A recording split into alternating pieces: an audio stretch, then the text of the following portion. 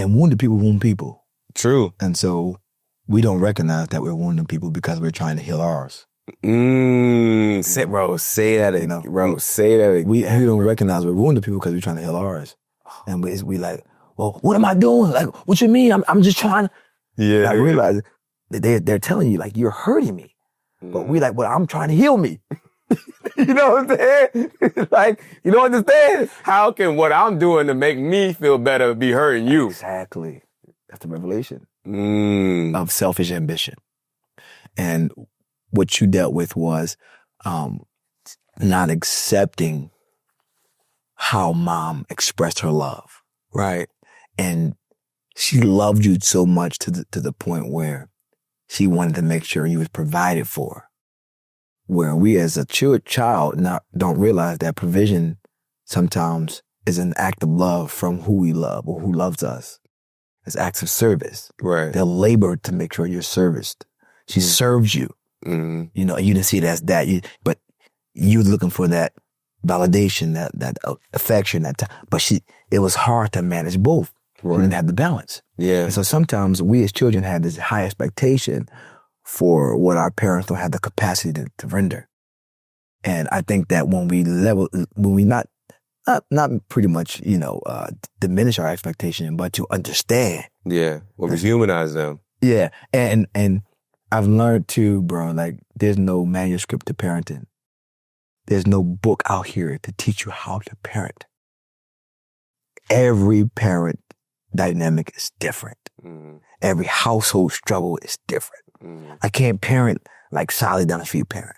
Mm. They had, inheritance left for them. Mm-hmm. They had the wage paid for them. We didn't have, so we have to be able to understand, and we won't get that understanding until we get older.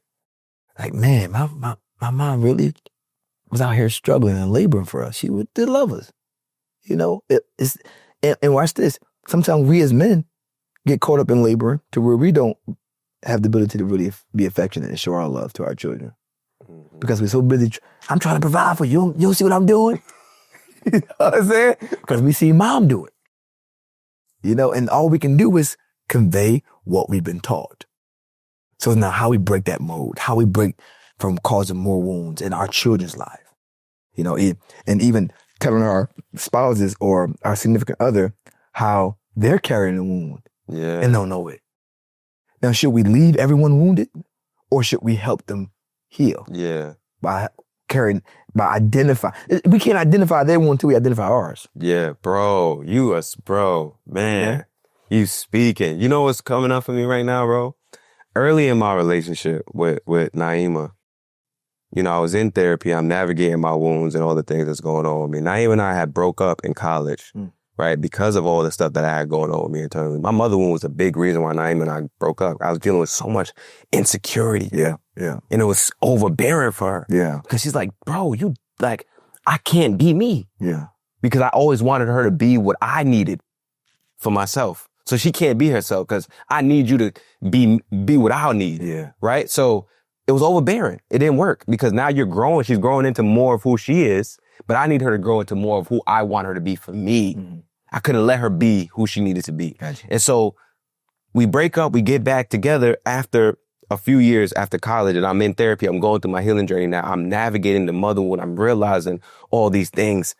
And I start to see, I'm like, yo, bro, Naima has some stuff too. I always knew there was some stuff going on. I'm like, oh, she has some stuff too. But if I wasn't in a space where I had understood what I was dealing with, I wouldn't be able to see what she was dealing with. Yep. And it gave me the opportunity to be able to sit down with her and be like, yo, babe, I want this to work for us.